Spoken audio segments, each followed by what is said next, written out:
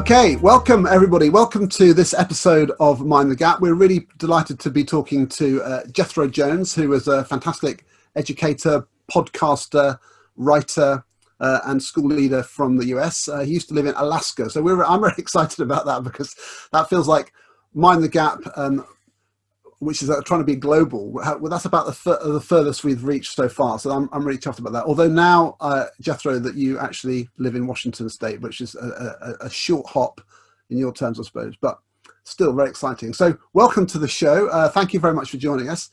For people who don't know who you are, I mean, I know a lot of people will know you in the US, but tell people who are listening in to the podcast or on YouTube in the UK a little bit about your background so that people can sort of get a flavor of what you've been up to. Yeah, so I am a former school principal. I was a school principal in kindergarten through 12th grade systems, including a homeschool program and a prison school program for incarcerated youth. And as a kid, I moved around from place to place and was in 5 different elementary schools and 3 different high schools. So I had a lot of different experiences in school. And through that time, I realized that I wanted to be an educator so that I could change education for the kids who nobody thought about, who people didn't care about, and who kind of got lost in the system.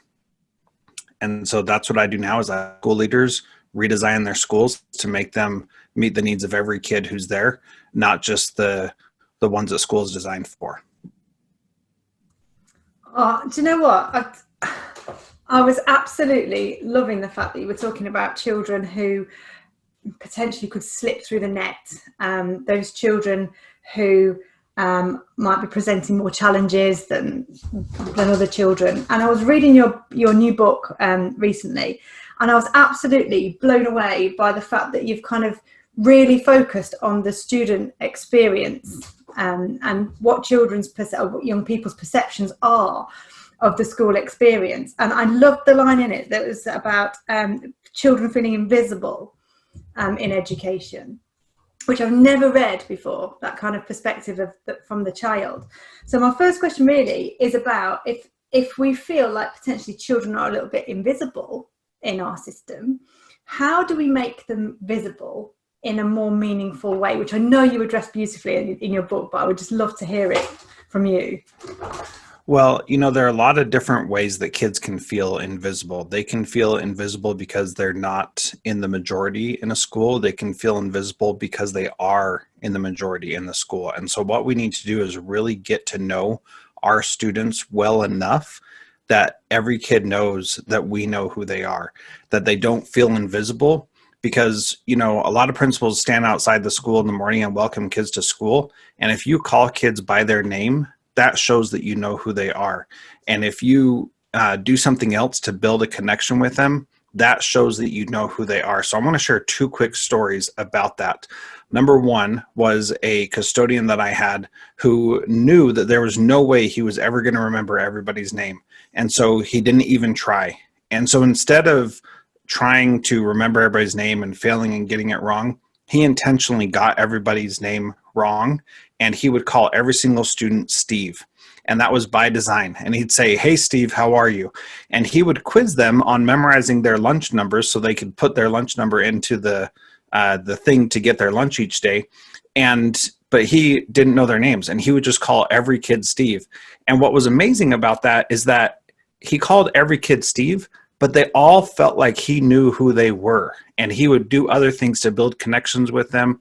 And so his name was not Steve, but all the kids called him Steve as well. And so when there was an issue or something happened or he helped someone, I would ask questions and say, "Well, what went on here?" And they would say, "Well, Steve told me to do this, and so I went and did that." And I would say, "Well, who's Steve?" And they're like, "The guy with the numbers and at lunch." And they knew that he knew who they were, even if he couldn't remember their name. So it's not all about getting their names right, but it's also about making sure that they feel like you know who they are. And that brings me to my second story. Had a wonderful student at my school who was a beautiful artist who just drew the most amazing things in the world. But this girl absolutely hated school, and I was pretty sure she hated me.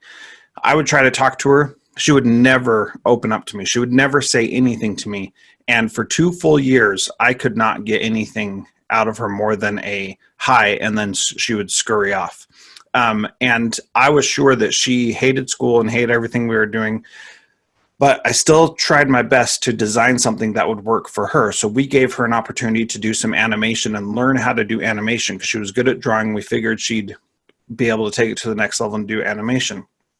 So we did that, and we gave her some really critical feedback as she was doing it and said, this is how you get better. And her stuff was amazing. So that was a good start, but we knew she could do better. And so we kept pushing her to do it. And she did a small presentation where she basically stood in front of me and a couple other teachers and talked about what she had done, and said like 5 words in the whole thing. I don't know how she did it with so little talking because it was a presentation, but she managed to do it. And so as she did that, then I thought, okay, she still doesn't like me and doesn't want anything to do with me. And then I got a letter from her during Teacher Appreciation Week that a teacher had her students write a letter. And she wrote me the most beautiful letter. And this girl who had never given me the time of day finally was able to write me a letter that told me how she really felt, which was that this was the best educational experience she had ever had, and that it meant the world to her that we were doing something that was interesting to her and that we weren't just leaving her in the dust. Oh, that's amazing. I tell you what, I wish I'd heard the Steve story a long time ago, because I used to really struggle with the whole names thing. And that is just the most genius idea. Yeah, it's brilliant. But it is interesting, isn't that sense of belonging? And I definitely think it's true if somebody, like if you know like a whole bunch of kids' names, but not those kids' names, they really hate it. And that is just, I want to go back in time and call everybody something the same. But it's the same about the curriculum. But how far do you think that goes, though? So within that context of that student, she was a kind of exceptional kid, like with special needs. So you wouldn't be able to do that kind of tailoring for everyone, would you? I mean, is that what you, or do you think it's because you need to respond to a particular student's kind of issues at that time? Yeah, that's a great point. I really do believe that you can respond to every single student, and you can't respond to every single student by teaching an individualized lesson to them. That's where I think this term of personalized learning goes awry, is that we try to think that if we're doing something like personalized learning, what we need to do is the teacher needs to plan basically 36 different lessons for the kids in her class. That's just not going to work, period, end of story.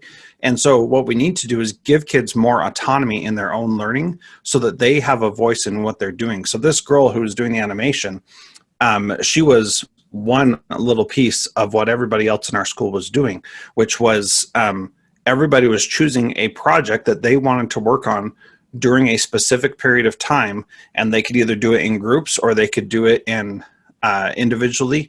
We tried to encourage them to do groups so that they could collaborate. This girl with the animation, there was no way we were going to get her to work with anybody else. So we recognized that and just let it go. But other students did different things during that time.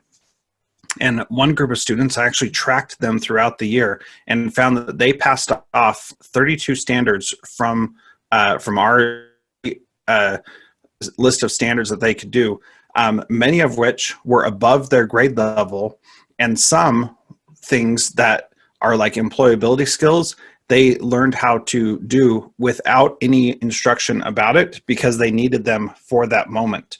So they learned how to write, they learned how to research, they learned how to communicate, they learned how to implement safety protocols to protect students and make sure they didn't get injured.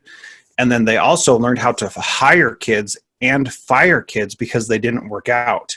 And so they learned things that we had never anticipated them learning, but it's because we carved out time in the day for them to work on something specific that they were interested in, that they cared about, and they still had all their other classes that they needed to attend.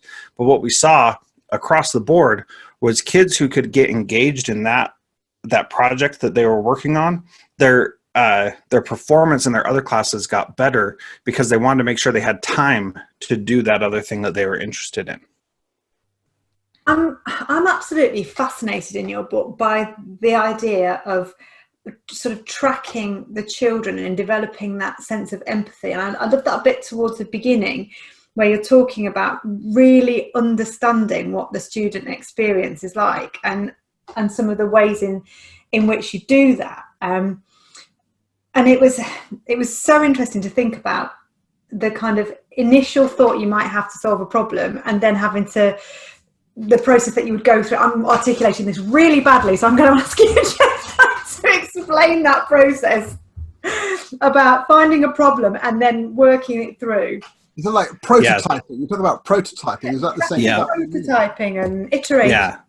So this is the design thinking process, which I take a little bit different approach on in my book, but it really is the same kind of thing all the world over. And so you start out by gaining empathy for a student. And one of the ways that you do that is you just try to experience what that student is experiencing. And especially now during coronavirus, when some kids are at home, some kids are coming into school. Here in the States, it's all over the map. Some schools are 100% there. The schools in my district where I currently live are 100% online, except for the kids with special needs who are able to go in. And so thinking about what that experience is like for those students, and trying to understand what it is that they're going through. So you gain empathy. Once you do that, you may think you had that problem solved, or that problem identified, but after you gain some empathy, you may realize that there's a different problem going on that you weren't sure of before. And so that you then redefine the problem. Once you redefine what that problem is, so, for example, it could be that kids are taking a long time to get lunch and not everybody's getting lunch because it's going too slow. And so you may think the problem is that kids are sitting down and not going into line to get lunch, when what they really need to do is they just need to get in line and get lunch and it'll be fine. That's the example I give in the book, and that's what we thought was the problem. What we learned very quickly was that the line was too slow and nobody wanted to stick around and stand in the line. And so we thought, well, we just need to, force kids to do that and that'll be fine. So that's what we did. Well, that didn't work because the kids didn't want to do it. They didn't want to stand in line for 10 minutes and miss their lunch. And so our prototype of forcing them to stand in line just didn't work. And so we needed to do something else. So then we reflected on that and thought, well, what's causing the problem? And we had to gain empathy again and see what they were experiencing, and saw that the bottleneck was the lady who was taking their student numbers. And if we could find a way to solve that, they could get through faster. So that's what we did. We iterated on our original problem. We still made kids line up first, but then we added another station for them to enter their numbers so kids could go through much faster. And that design thinking process you can apply to any problem that we face in education. And when you empower your teachers to do that as well, then they can start solving problems on their own without it having to be an initiative or a new school policy or anything like that. They can just see a problem and start solving it. And what becomes really powerful is when you allow students to start doing that as well. The problems they see become possible to solve with them instead of you having to tell students how to do everything every day. I think I found it really interesting. In fact, so you've got this idea of design as a leadership paradigm. And actually, I'm really interested in that because it echoes something which I've written about myself actually in the past, about teachers being sort of curriculum designers. And design has a kind of special kind of sense, doesn't it? Where it has this sort of deliberate, intentional creativity where you test things out and then you adapt. And it's not sort of like wild creativity, but it's also not sort of super managerial. So in this sort of paradigm, what is for you the key difference between a leader and a designer? Yeah, I think there are three different roles that principals can take, or heads of school leaders, however you want to call it, where you can be a manager, which means I make sure that the school doesn't burn down and that every kid gets home safely. And that's a manager. You're just running around putting out fires all the time. I think that a leader is someone who has a vision and tries to help people see that vision and get to that point where they are fulfilling that vision. And I think that the designer takes it one step further, where they change the school and redesign it in a way to make it better for the kids that are in front of them, for the teachers that are in front of them, and for themselves by intentional design, by saying, we're going to do what's right because it's the right thing to do, and it's going to be better for everybody, not just more convenient for us as teachers, not just more convenient for us, for me as the principal, or not just more convenient for the kids who are already doing well, but really trying to find a way to make it better for everyone and not just a specific group of people. So for you, it's like, I wasn't sure whether you were saying like sometimes you lead and sometimes you like get into a design stage. Are you sort of saying that design is almost like embodies the managerial and the leader, and it's kind of like it's a whole other level? Yeah, that's absolutely it, because it's about more than just managing or just leading. It's about adapting and changing. And you can't say, okay, today I'm going to redesign how our school works. It needs to be a philosophy that goes through everything that you do. And it starts with the reason I think most of us got into education, which is because we wanted to make an impact on kids and we wanted to help them become amazing adults. And so if you start there, which most educators do, then you can pretty quickly get to a point where you can see where you're not doing that and start making adjustments to be able to do that more often and in a better way through that design thinking process. I really like the chapter that kind of links to this about your defining your mission and your vision. And you've got those sections where people have got these enormously long, convoluted intentions and grandiose plans. So can you just explain that chapter, kind of praise that chapter? Because I was giggling along as I was kind of reading it on the exercise bike, thinking, oh, I have read so many of those. I really have. Yeah. So, I always have to look up what mission statements are for schools and districts because I can never memorize them. And that has always been a problem for me. And so here is one from Fairbanks North Star Borough School District, where I just was. It says, our mission is to provide an excellent, equitable education and a safe, supportive environment so all students will succeed and contribute to a diverse and changing society. And that's all well and good, but what does that actually mean? When it comes down to it, what does that really mean? So another one from another district in Alaska where I worked was, in close cooperation with our diverse island community, we exist to provide an educational program of the highest standard that empowers all students to achieve personal and academic excellence while developing their full potential as responsible, productive citizens. And that just becomes a mouthful.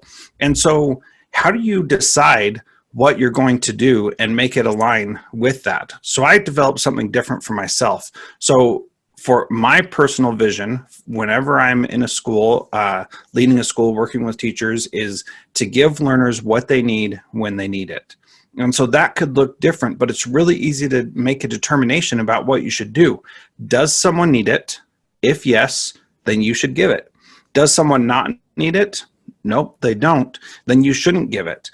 And so that goes down to everything, even as small as whether or not a teacher should give a student the right answer on a test or on a question, or should she solve the problem for them. In some situations, as a teacher, you do need to give that right answer to the kids so they can just move on with their life. In other situations, it is not helpful at all. You need to allow them to struggle. But if you know the people you're working with well enough, then you can make that determination in the moment and be able to give what people need at the same time. There are a couple more that I want to share. Number one is engaged in learning, prepared for life. That is another great one that is short and sweet and to the point, but it also communicates what matters, that we engage students in learning to ensure that they are prepared for life. Another one is a community that works, learns, and succeeds together. Those vision statements are much more powerful than this long, drawn-out thing that tries to incorporate every single thing out there. It really focuses you and forces you to think about what really matters. So do you think those things, I mean, I'm always interested in those sorts of statements that, if I was a teacher for decades, and when I was in the classroom trying to teach maths or physics, those statements were probably somewhere, but I probably couldn't tell you what they were necessarily, because they're kind of grand, aren't they? And in the moment, you're thinking, how do I explain this idea to James, who's struggling over here? And so you sort of have to. But of course, if I had sat down and thought about it, it would be part of the philosophy and the ethos. So how do you translate that kind of stuff and get it off the page, kind of into the classroom and make it kind of a lived feature without it just being a kind of a kind of, a leader's thing, but not a kind of kids and students. Isn't it what Mary says about live not laminated? Yeah, exactly. What do you think about that, Jethro? Well, I think that for people to internalize it, it needs to be memorable and short enough for them to be able to do that. If you recite your mission or vision every single day, and it's long and drawn out, eventually it becomes just words that don't really have any meaning. And that is exactly what one of my school boards did. They would recite that at the beginning of each meeting, and then after they would recite it, they would get to business of doing the exact opposite of what it said in their mission. And the cognitive dissonance never affected them because they didn't pay attention to what it was actually saying. So that's what happens. So what you need to be able to do is have it be memorable enough and meaningful enough that people will actually respond. And I believe that every single school can come up with their own vision statement that is precisely that. I'm desperate to ask you about the one you came up with when I was in headship now. Yeah, let's run it through, see how it is. Ours was that we came up with, and it came to me whilst I was pushing the pram on maternity leave. We'd been wrangling with it for ages, and we came up with developing responsibility, caring about achievement. So it was the whole developing the responsibility of the learner and responsibility of the children to the world and to their communities. And then the caring about achievement was, yes, we genuinely care about your academic grades, but we also care about you. And we care about your community, and we care about supporting you. So the whole developing responsibility, caring about achievement was our statement. And I'm just thinking, it's nice and short. Tick from Jethro. That's right. It's short, but it also provides information on how to make decisions. So if you have a situation where you have to weigh whether or not you're developing responsibility in a student, you know the right way to go because you know that it's about them developing responsibility. So you can make a decision in that moment. And the reason why I bring up these very specific individual responses to your questions is because we need to think about the individual. That part doesn't scale well if you have a vision statement like that, make sure that every single person is named in some way in that mission statement. Because when it means something, when it means everything to everyone, then it really means nothing. It's just like grades. When grades can mean everything to every different class that they're in, then they really mean nothing, and there's no point to having them. So when you can use your vision to help you make decisions, then that vision is going to help you develop responsibility in kids, and it's going to remind them that they need to achieve. And as teachers and students and everybody makes these decisions, they're going to reflect on that vision and see how it ties in with that. One of the things that I wanted to ask you about, because it's funny how things stick out. Like, so I don't think even so far in this talk we've actually done the obvious thing of saying that the book that we're referring to is called SchoolX, and that's just coming out? Has that already been released? Is it available to everybody? Yes, that's been released. You can get the free chapter at schoolx.me to get the free chapter of that. And really it is about combining the school experience with the field of user design or user interaction, which designers use to make our iPhones and Android phones something that we want to be on all the time. And so it's taking that same approach. How do we design it so that people want to be in our schools and be engaged in them? Okay, so it's good. I mean, it's super practical. I love the whole frame of leaders, teachers, students, and then you've got this community parents thing at the end. So it's nicely structured.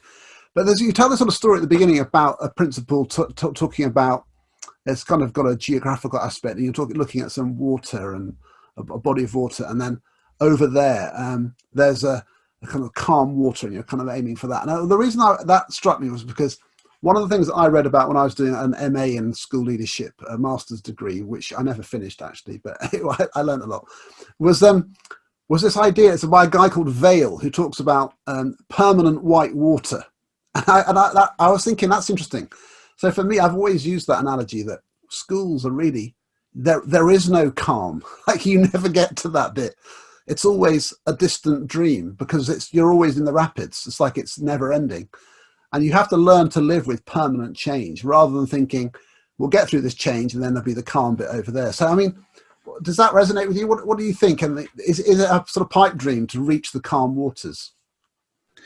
Yeah. So the calm waters in my mind is the vision that you're trying to achieve, which you can recognize that you're probably not going to ever get there in education because, like you said, change is constant and things are always going to be different. You're going to have different kids in your school and different teachers, and people are going to turn over and that kind of stuff.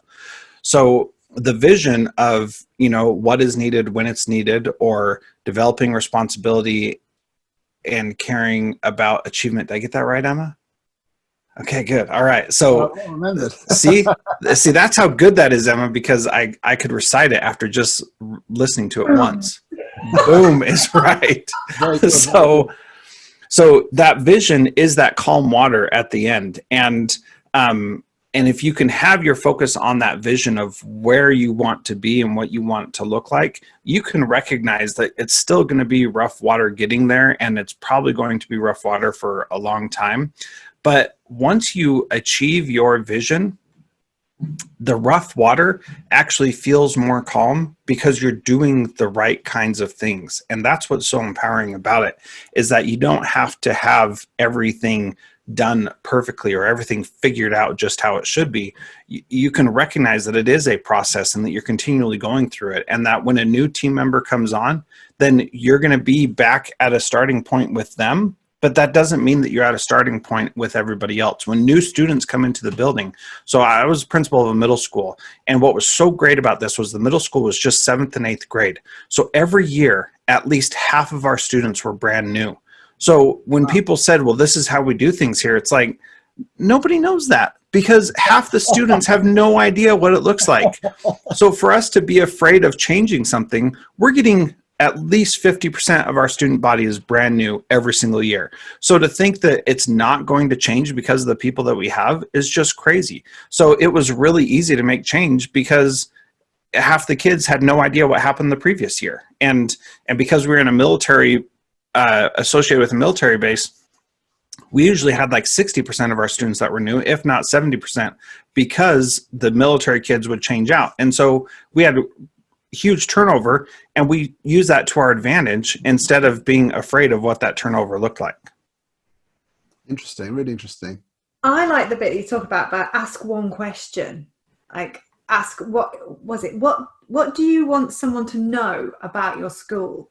And I went on a leadership course once, and there was a guy who said, everybody's got a picture of their class or a picture of their school with every student in it. What would make your picture different and special? If you could only sort of show one picture, what would that be? What would yours look like? How would it be different from the one down the road? But I wanted to articulate a little bit more about that ask one question thing, because it kind of ties in with the rapid water, still water, vision, statement, mission bit. So in every interaction, you have an opportunity to define what your school is like. You have an opportunity to help someone see differently about what you are creating in your school. So if you ask that question of what do you want people to think about your school, if you have a clear vision, then it's probably going to be something that's tied into that. What I wanted people to think about my school is that we gave kids what they needed when they need it. So from trauma to academic support to emotional support and everything in between, we wanted to give kids what they needed when they need it.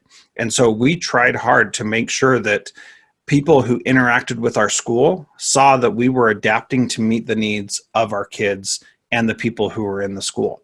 And so really getting clear on what you want people to experience as part of your school really helps you define how you're going to interact with people as you have that opportunity. So from newsletters to assemblies to fundraising and everything in between, you're going to say, this is what we want people to know about our school. So if you are, for example, in one of my schools, we did a fundraiser every year about, or not fundraiser, but canned food drive, where we'd bring in food and then we'd share that with the food banks and community members that needed support during the holidays. Now, the school was not really all about that, but they really wanted to be about that in the months of November and December. And so they would do these huge assemblies to get everybody all excited about it, to prepare them. And then they'd have these really great, assemblies at the end to reward everybody who did it. And what that turned into was that teachers were encouraging students to bring cans into their specific classroom, so that they would get more cans and that group would win. And they would offer extra credit for bringing cans in for the canned food drive. So what that quickly meant was that your grade in the first semester now depended on how many cans you brought in for the canned food drive. And so our mission statement, or our vision that we were trying to do, was that we were really rigorous and wanted kids to learn effectively. But our behavior was opposite of that. Our behavior was, if you bring in canned foods, then you can get a better grade in the class. And the staff couldn't handle that cognitive dissonance that was happening with that. That they didn't see that as a problem. They didn't see that as contradictory. And to me, it just didn't make any sense. If we were really about high academic standards, how could we justify giving these grades? So people had an interaction with the school and they learned what we were really about. And they learned that we were more interested in getting our name in the paper and talking about bringing all these canned food than we were about having high academic standards. And, no judgment on my part. That's just the reality of what it turned out to be. But as you're doing things, if you have a clear vision of where you want to be and you can ask people what you want them to walk away from your school with, that's where the real power comes in, where you can say, this is how we should define who we are, and our actions and our behaviors reflect what we believe. I think that's so interesting, because I've come across that myself, and I've struggled it when I was a school leader. Sort of, you've got this ideal, like you want your school to be something, but in truth, it can be something else.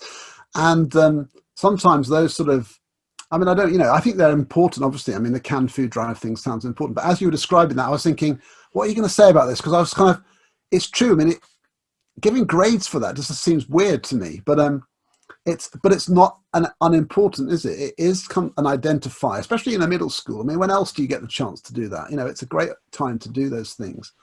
So how did you resolve that in the end?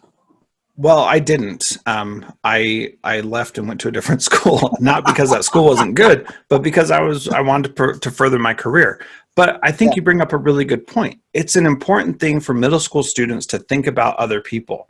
And that really does matter. And so how do we get middle school kids to think about other people? That's one way. We do a canned food drive. And that is one option for that. That wasn't the main driver of what we wanted our school to be, however, but it turned into a main driver each year. And so that's where you really got to think about the things we do at our school. What do they make people believe about us? What do they signify that we value? And you really have to reconcile that yourself in each school. And your school is going to be different than my school, and different than the school down the street that is in the same community, but they have a different approach to things. Obviously, developing responsibility to your community. Right. It's really interesting. I think it's interesting. It's almost like the very end of the book. It's almost like it's an interesting note to end on for me, because you talk about this thing about resilience and grit, and how in reality, actually, some kids, school's pretty tough, and you don't really need to fake it. You don't need to sort of like engineer grit activities, because it's just, schools just has that feeling anyway. And I think that's really important, is that authenticity of making school demanding, or making it so that you do have to kind of develop the grit to sort of get through. And that's not necessarily a negative thing, but I thought that was an interesting end note, really, that you don't have to design every element sort of in a sort of artificial way. It can just be embedded in the experience. Was that on purpose to end like that? Yeah, because we have to be aware of the community that our kids live in and what they're experiencing outside of our school, and recognizing that learning doesn't only happen within the four walls of our school. Learning happens everywhere, and not only do we need to recognize that, we also need to honor that and trust that those learning experiences are contributing to what our students are becoming. And so I worked in a school where it was in the United States, a Title I school, which means that there's high poverty in that area, and we needed to provide a ton of support to our students. And we had a student come in one day who was super amped up and really frustrated and was just causing all kinds of problems. And because we had worked so much with this young man, I was able to thankfully figure out what was really causing him issues. And he had his brother, who was involved in a shootout with the police the night before, and had ditched his gun under a car close to the school. And this student knew that his 15-year-old brother had been engaged in this last night and didn't know where his brother was and was concerned about his safety. He didn't know if he got picked up by the police or if he was in hiding or what was going on. But this kid was learning different things outside of school, just like all of our students do. That's an extreme example, but all of our kids have experiences outside of school. And so this young man needed to process and deal with that in an appropriate way for him.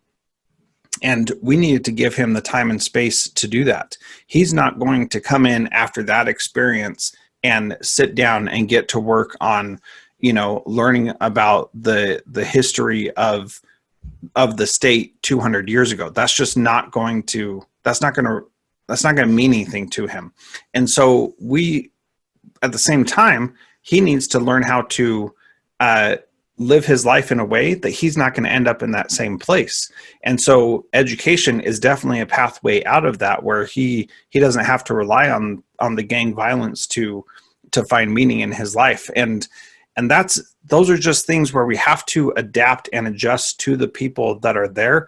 We have to recognize the community experience that they're having, what it's like in the community, how they can bring some of that learning into the school, and how that can benefit them or how that can possibly make things more challenging. But we have to be responsive to that and even proactive in saying, hey, I get it. So us working for months before this incident happened to provide him with support so that when the time came, he could actually have an adult he could talk to about what was going on was huge. If we would have treated him like every other kid who has trouble in school, and we suspend him and we get him in trouble all the time, we don't ever try to understand who he is, then we weren't going to have success with him when that time came. But because we did, we could actually work with him. That's brilliant. Well, I mean, it's great talking to you. What I love about your answers is that they're really detailed. It just really kind of like appeals to my nerdy side. Like, you give this sort of, it's really like focused. Like, there's no waffle. It's like and I love that, because it's totally grounded in proper school life. Really specific things, and I think that's really interesting. I think we're going to run out of time in a minute. I'm going to ask you a little about your podcast. One question. Yeah, go on then. Go for it, Emma. Jethro, what is Go Crickets?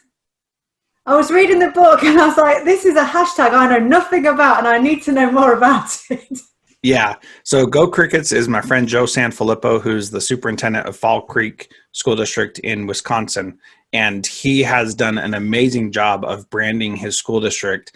And the hashtag Go Crickets is what he uses to talk about the things that are going on in his school. And it's in a school district, and it's really powerful because, he's just in some podunk town in Wisconsin. And yet that hashtag, the shirts, I'm not wearing one today, but I have a Go Cricket shirt that, he gives out whenever he goes out somewhere, because he wants to build the brand of his school.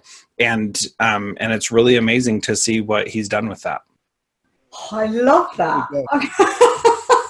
Last thing though, because we're kind of like partners in crime here, trying to sort of share educational ideas and thinking with people who listen in. And I picked up someone on Twitter today saying they discovered our podcast and he really enjoyed it. So it's always great, isn't it, when you get yeah. Who does your podcast reach? Who are you kind of broadcasting to?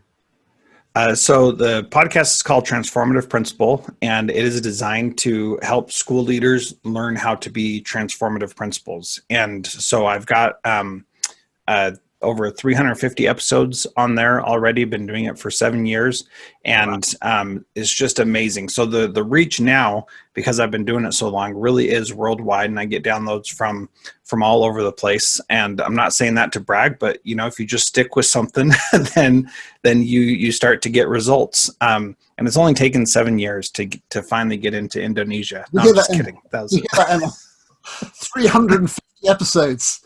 Oh my God, Tom. We're going to be ancient. That's like, oh my! This is our 11th one. You know that we're on number 11. So I feel like we're the beginning of the mountain, and you're like right at the top. Yeah, well, I certainly don't feel like I'm at the top, but I have been doing it a long time, and it's become a lot easier. But at the end of each episode, I ask, what's one thing that a principal can do this week? And I've found people who have been instrumental in helping me become the kind of principal that I have become today. And I really credit that to finding people who could solve the problems that I was facing, so that it wasn't just me trying to do it all myself.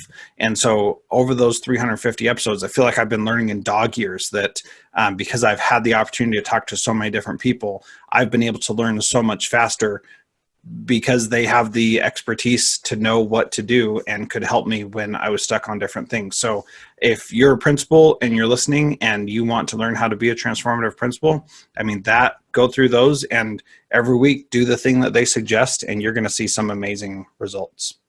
And that shines through in your book as well, because I don't think I've read as many books where there are so many examples from such a broad range of educators, so many examples of theory actually rooted in everyday practice. It's so powerful when you read it. It's so rich. It's like, it's brilliant.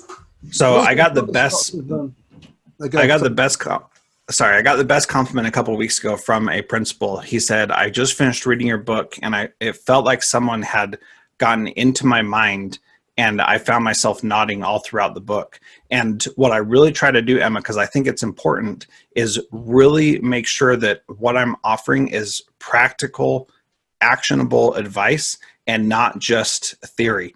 Theory is all well and good, and I love to talk theory and philosophize and all that kind of stuff. But when it comes down to doing the actual work in a school, you need action that you can take. And that's really what I try to do in the podcast and in the book as well. Oh, it's definitely, especially when you're actually saying to people, guiding them, like, now reflect on it, now write it down, right. Commit to this, take some action. Yep. I absolutely adore it. I think it's brilliant. Yeah, and a little teaser for people. People need to go read the book so they can find out what batching and mega batching. I've written that down too. I was like, it sounds like an amazing rap. It's so useful as an idea.